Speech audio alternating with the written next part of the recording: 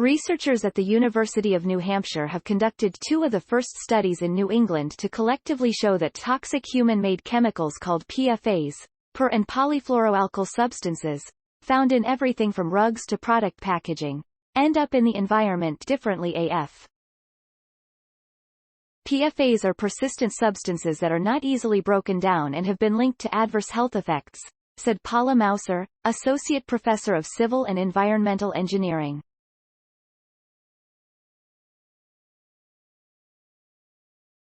They are found in a wide variety of industrial, commercial and medicinal products and can end up in the body, human waste and the environment.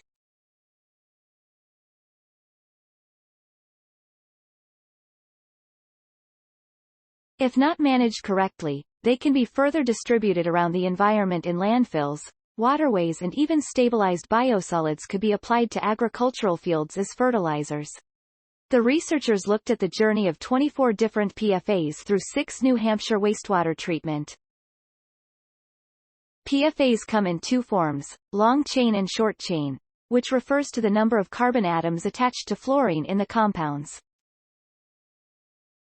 In their first study, recently published in the journal Environmental Science, Processes and Impacts, the researchers found that short-chain PFAS ended up in the facility liquid, or effluent, while long-chain PFAS were more abundant in the sludge due to their higher affinity towards solids. After going through a range of biological and disinfectant processes in the municipal wastewater treatment facilities, researchers found roughly 10% of the PFAS present in Great Bay could be traced back to the wastewater facilities. This suggests other dominant PFAS sources are contributing to the waterways like septic systems, agricultural land and urban runoff, which can contain biosolids, groundwater discharge from contaminated sites and surface water runoff. Currently, the United States Environmental Protection Agency, EPA, has only issued a drinking water health advisory for 2 of the 700 known PFAS, so individual states are working to set their own standards for PFAS in drinking water, surface water and biosolids. In 2020, the New Hampshire Department of Environmental Services established maximum contaminant levels, MCLs, for 4 PFAS in drinking water, while in 2019, the Maine Department of Environmental Protection, DEP, established screening levels for 3 PFAS in biosolids.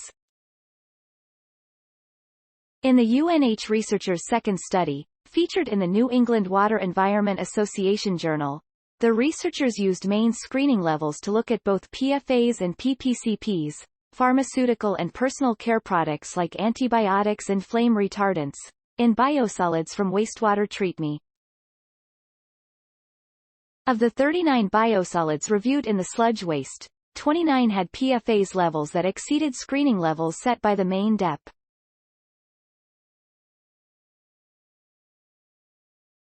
State agencies across New England are all considering regulating PFAS in wastewater biosolids, but there is still more we need to know about how the treatment of wastewater sludge influences these forever chemicals, said Mouser. The researchers say the challenge is finding a safe and acceptable level for waste residue that doesn't force facilities to deposit these solids in landfills, which would be enormously costly, fill up landfills faster than anticipated and possibly lead to the leaching of PFAS into landfill wastewater.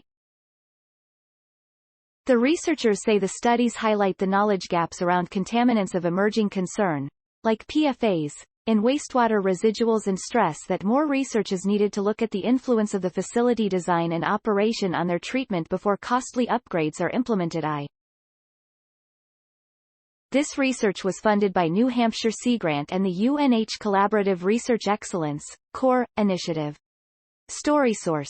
Materials provided by University of New Hampshire.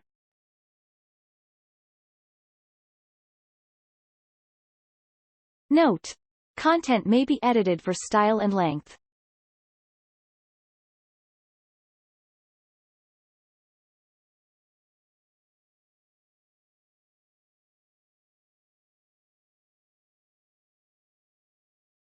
Thanks for watching. Please subscribe my channel for more updates.